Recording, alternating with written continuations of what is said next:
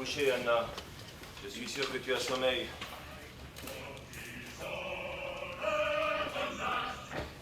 Si au moins il chantait mal.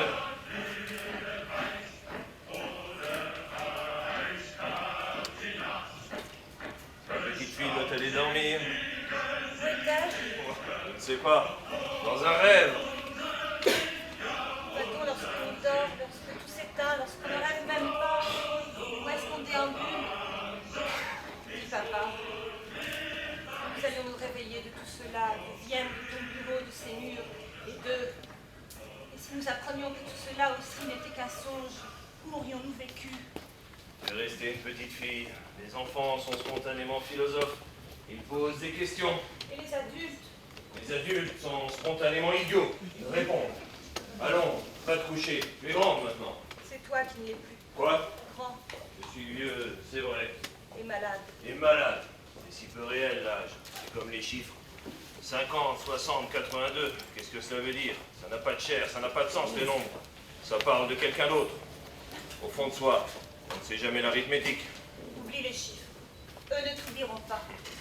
On ne change pas, Anna. C'est le monde qui change, et les hommes qui se pressent, les bouches qui chuchotent, et les étés plus lourds, les hivers plus froids, les marches plus hautes, les livres écrits plus petits, les soupes qui manquent de sel. C'est une conspiration des autres, car au fond de soi, on ne change pas. Vois-tu, le drame de la vieillesse, c'est qu'elle ne frappe que des gens jeunes. Allons, on va te coucher. Comment font-ils pour être si nombreux à crier dans les rues? Ce ne sont pas des Viennois. Les Allemands amènent des partisans par avion entier et ils les lâchent sur les trottoirs. Il n'y a pas de nazis viennois! Non, il n'y a pas de nazis viennois. Mais j'ai vu ici des pillages et des humiliations bien pires qu'en Allemagne. J'ai vu les SA traîner un vieux couple d'ouvriers dans la rue pour les forcer à effacer sur les trottoirs d'anciennes inscriptions en faveur de Chouchnik. La foule hurlait « Du travail pour les Juifs! Enfin du travail pour les Juifs! Remercions le Führer qui donne leur vrai travail aux Juifs !» Plus loin, on battait un épicier devant sa femme et ses enfants. Plus loin, les corps des Juifs qui s'étaient jetés par la fenêtre en entendant les SA monter leurs escaliers. Non, père, tu as raison. Il n'y a pas de nazis viennois. Il faudrait inventer un nouveau terme pour l'immonde. Signe le papier, papa, que nous puissions partir. Ce papier est infâme. Grâce à tes appuis de l'étranger, nous avons la chance de pouvoir quitter Vienne et officiellement. Dans quelques semaines, il sera trop tard. N'attends pas que ça devienne impossible. Mais Anna, la solidarité. Solidarité avec les nazis. Avec nos frères d'ici, nos frères qu'on vole, qu'on humilie, qu'on réduit à néant. C'est un privilège odieux que de pouvoir partir. Tu préfères être un juif mort ou bien un juif vivant? S'il te plaît, papa, signe. Je verrai. Va te coucher. Tête de bois. Tête de Freud. Tu me traites comme un condamné à mort. Papa, Et tu as raison. Nous sommes tous des condamnés à mort. Et moi, je pars avec le prochain peloton. Ce ne sont pas les nazis et les Austins de l'Autriche qui te font rester ici chaque soir. Tu t'attaches à moi comme si j'allais m'évanouir d'une minute à l'autre. Tu tressailles dès que je tousse. Mais ne sois pas trop douce, ma fille. Ne vous montrez pas trop tendre, ni ta mère, ni toi. Car sinon, je vais m'incruster. Ne me rends pas le départ trop difficile. bonsoir, papa. Je crois que j'ai sommeil.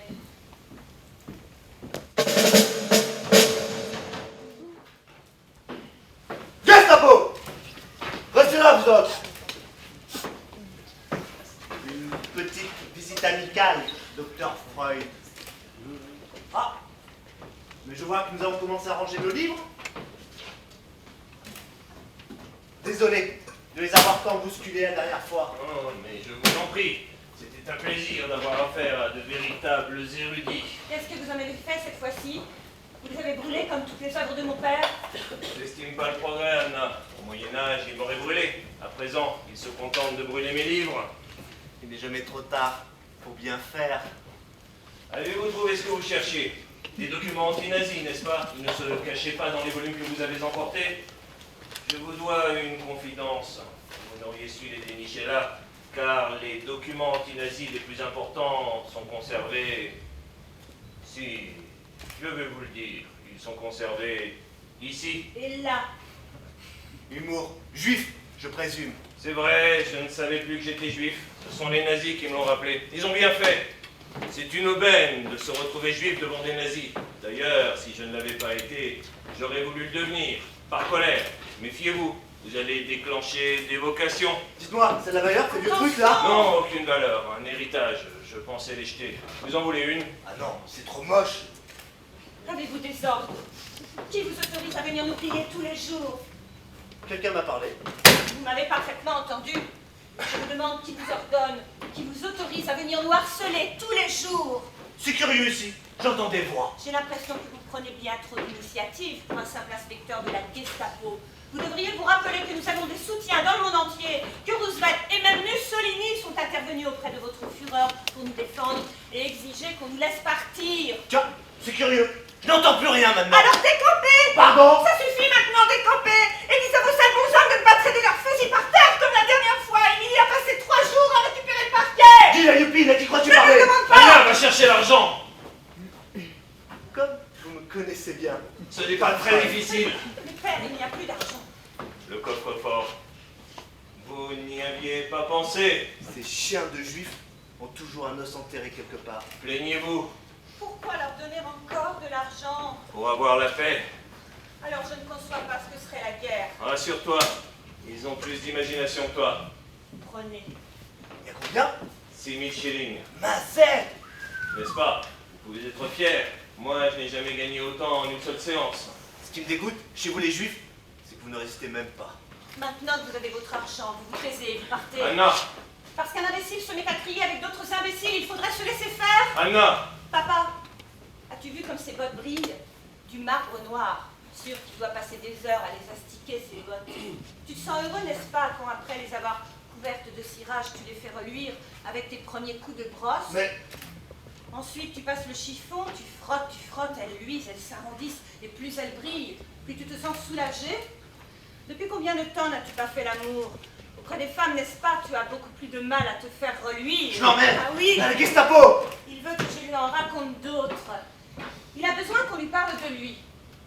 Tu veux que je t'explique pourquoi tu passes chaque matin 10 bonnes minutes à te faire l'arrêt au milieu, presque cheveux par cheveux, et ta manie du repassage, tes ongles que tu manges.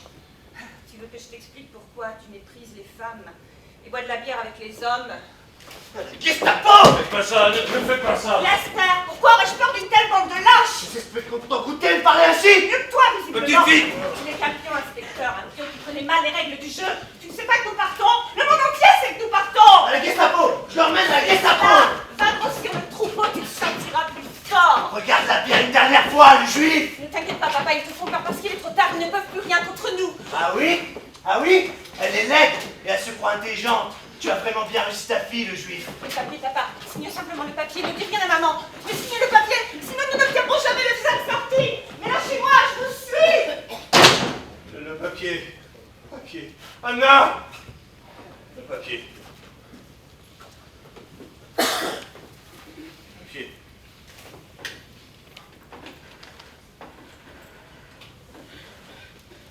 Allô? L'ambassade des États-Unis? Professeur Freud à l'appareil. Pouvez-vous me passer Monsieur Willey? Freud, c'est urgent. Allô? Monsieur l'ambassadeur? Freud à l'appareil. Ils viennent d'emmener Anna, ma fille. Mais la Gestapo! Faites quelque chose, je vous en prie, faites quelque chose. Oui, oui, je vous promets. Je signerai ce papier. Oui, vous me rappelez. Merci. Le papier.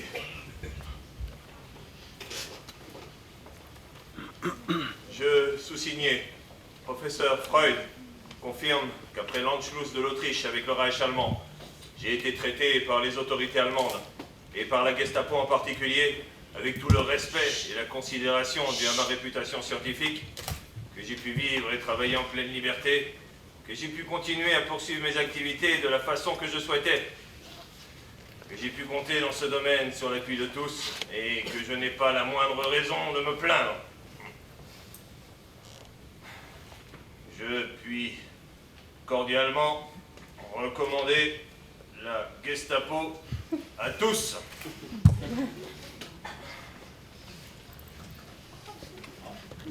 Bonsoir. Quoi? Qui êtes-vous? Que voulez-vous? Que venez-vous faire ici? Par où êtes-vous rentré? Il n'y a plus d'argent, vous arrivez trop tard. Je vous préférais lorsque vous posiez des questions. Qui êtes-vous? Qui êtes-vous? Vous ne me croiriez pas, et ce n'est pas ce jouet qui vous y aidera. Causons, voulez-vous? Monsieur, je ne parle pas à un homme qui entre chez moi par effraction et refuse de se présenter. Très bien, puisque vous insistez. Monsieur, je vous en prie, sauvez-moi! Sauvez-moi! Ils me poursuivent, ils sont là derrière moi. La Gestapo, ils m'ont vu, ils entrent dans l'immeuble, sauvez-moi, ne dites rien! La Gestapo? Oh, cachez-moi, cachez-moi! Oh, laissez-moi tranquille! N'avez-vous pas de pitié pour une victime? Pour une victime, oui, pas pour un simulateur. Alors ne me demandez pas de vous raconter des histoires. Écoutez, je peux faire deux hypothèses pour expliquer votre éruption ici. Soit vous êtes un voleur, soit vous êtes un malade. Si vous êtes un voleur, vos confrères de la Gestapo sont passés avant vous sans vous laisser une miette. Si vous êtes un malade, Quelle serait la troisième hypothèse? vous n'êtes pas un malade. Malade, le vilain mot, comme un coup de main que la santé donnerait à la mort. Et pourquoi viendriez-vous sinon? On peut trouver bien d'autres raisons. La curiosité, l'admiration. C'est ce que disent tous mes malades. Je viens peut-être pour quelqu'un d'autre. C'est ce qu'ils disent ensuite. Bon, eh bien même, admettons que j'ai besoin de vous. Que proposez-vous? Mais de prendre rendez-vous, monsieur, bientôt, à une heure qui nous conviendra à tous deux, dont nous aurons décidé tous les deux, à dans quelques jours. Ah, impossible, car demain je ne serai plus là, et dans 8 semaines vous non plus. Pardon. Vous serez à Paris, chez la princesse Bonaparte. Puis à Londres, à Maresfield Garden, si ma mémoire est bonne. Maresfield Garden. Mais vous pouvez dire ce que vous voulez, je n'en sais rien, je n'ai rien prévu. Si, vous y serez bien, vous aimerez le printemps londonien, vous serez fêté, et vous parviendrez à finir votre livre sur Moïse. Je vois que vous lisez la presse scientifique. Comment l'appellerez-vous déjà? Moïse et le monothéisme. Je n'ai préfère pas- d'ailleurs ne pas vous dire ce que j'en pense. Je n'ai pas encore choisi le titre. Moïse et le monothéisme. Pourquoi pas? La suggestion est bonne, mais vous vous intéressez à la psychanalyse. À vous seulement. Qui êtes-vous? Le plus étrange est que vous regretterez Vienne. Sûrement pas. On ne savoure le goût du fruit qu'après l'avoir mangé, et vous êtes de ces hommes qui n'avaient de paradis que perdu. Oui, vous regretterez Vienne, et d'ailleurs vous la regrettez déjà, puisque depuis un mois vous refusez de partir. C'était par optimisme, je croyais que la situation allait s'arranger. C'était par nostalgie. Vous avez joué en culotte courte dans le Prater. Vous avez proclamé vos premières théories dans les cafés. Vous avez marché le long du Danube, enlacé à votre premier amour. Et vous avez voulu mourir dans ces eaux glauques. À Vienne, c'est votre jeunesse que vous laissez. À Londres, vous ne serez qu'un vieillard. Et comme je vous envie pourtant, Qui êtes-vous? vous ne me croiriez pas. Alors sortez! Vous devez être là du monde pour vous débarrasser si tôt de moi. Je vous aurais cru plus accueillant vers les malades, docteur Freud. Vous me mettez dehors. Est-ce comme cela que l'on traite un névrosé? Lorsque vous êtes le seul recours? Imaginez que je vous quitte et que j'aille me jeter sous une voiture. Vous tombez mal ce soir, il n'y a plus de docteur Freud. Guérir les hommes. Croyez-vous que soigner les autres m'empêche moi de souffrir? Il y a même des soirs où j'en veux presque aux autres de les avoir sauvés. Je suis si seul, moi, avec ma peine, sans recours. Elle reviendra.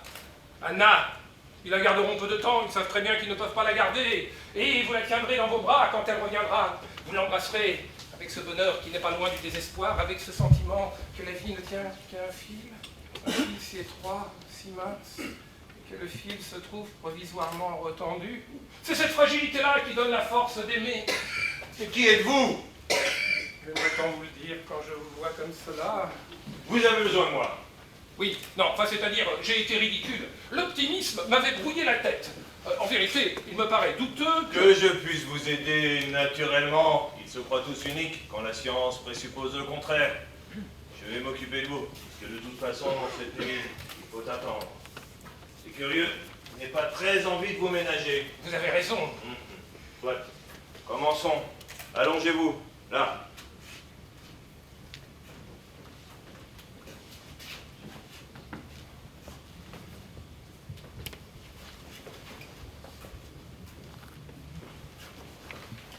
Quel est votre nom? Sincèrement, C'est la règle.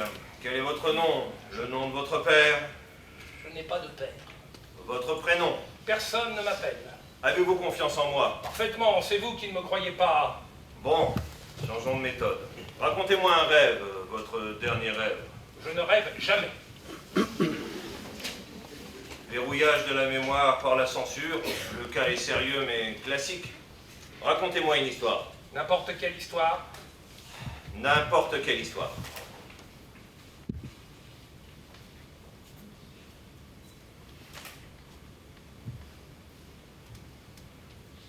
J'avais 5 ans.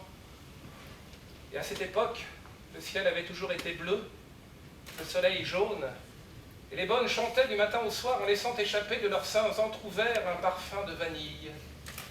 Et puis un jour, je restais seul dans la cuisine de la maison. C'était une vaste pièce dont tous les meubles étaient collés au mur agrippé, comme pour fuir l'immense espace vide, où les carreaux blancs et rouges dessinaient des chemins fuyant de toutes parts. D'ordinaire, c'était mon terrain d'aventure. À quatre pattes, entre les jambes des domestiques, on pouvait courir, récupérer des bouts de lard, lécher des fonds de plats à gâteaux. Pourquoi tout le monde était-il sorti ce jour-là? Je ne sais pas. C'est une question d'adulte, je ne l'avais pas remarqué, j'étais là, assis sur les carreaux, rouge brûlé et blanc perdu. Chaque carreau révélait un monde. Bien que pour les adultes, que les carreaux constituent platement un sol. Pour un enfant, chaque carreau a sa physionomie particulière. Celui-ci, dans le relief de ses irrégularités et la variation de ses coulées, racontait l'histoire d'un dragon qui se tenait la gueule ouverte au fond d'une grotte. Un autre montrait une procession de pèlerins. Un autre, un visage derrière une vitre tachée de boue. Un autre, la cuisine était un monde immense, où venaient affleurer d'autres mondes, montant d'ailleurs par les yeux borgnes des carreaux. Et puis soudain, j'ai appelé, je ne sais pas pourquoi, peut-être pour m'entendre exister et pour voir arriver quelqu'un, j'ai appelé. Il n'y eut que le silence. Les carreaux devinrent plats, ils se taisaient, le fourneau s'était endormi, et la cheminée, où d'habitude ronronnait toujours une casserole, semblait morte. Et je criais, et ma voix montait au premier, au second, retentissait entre les murs vides où il n'y avait nulle oreille pour m'entendre. Et ma voix montait, montait, et l'écho ne m'en revenait que pour faire mieux entendre le silence. La cuisine était devenue étrangère, une juxtaposition de choses et d'objets, un sol bien propre. Le monde et moi, nous étions désormais séparés. Alors, j'ai pensé, je suis Sigmund Freud. J'ai 5 ans, j'existe. Il faudra que je me souvienne de ce moment-là. Et tu as pensé aussi, mais sans le formuler cette fois-ci, et la maison est vide quand je crie et je pleure, personne ne m'entend. Et le monde est cette vaste maison vide, où personne ne répond lorsqu'on l'appelle. Je suis venu te dire que c'est faux. Il y a toujours quelqu'un qui t'entend et qui vient. Mais c'est impossible! On vous aura renseigné. Vous êtes allé à la Gestapo, vous avez lu mes papiers. Pourquoi? Avez-vous déjà écrit cela? Non, ni même raconté. Vous venez de l'inventer. Ne bougez pas. Allongez-vous. Oui, là. Couchez-vous.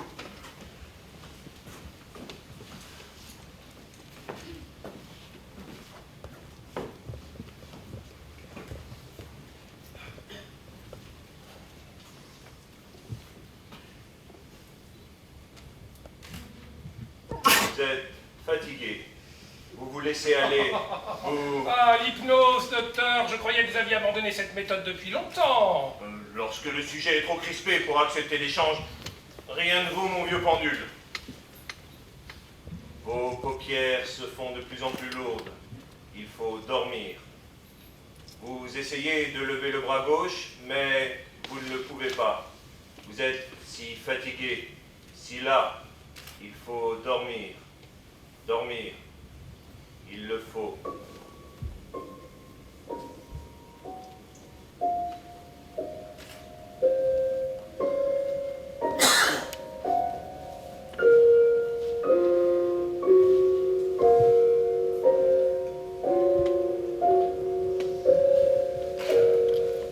Qui êtes-vous?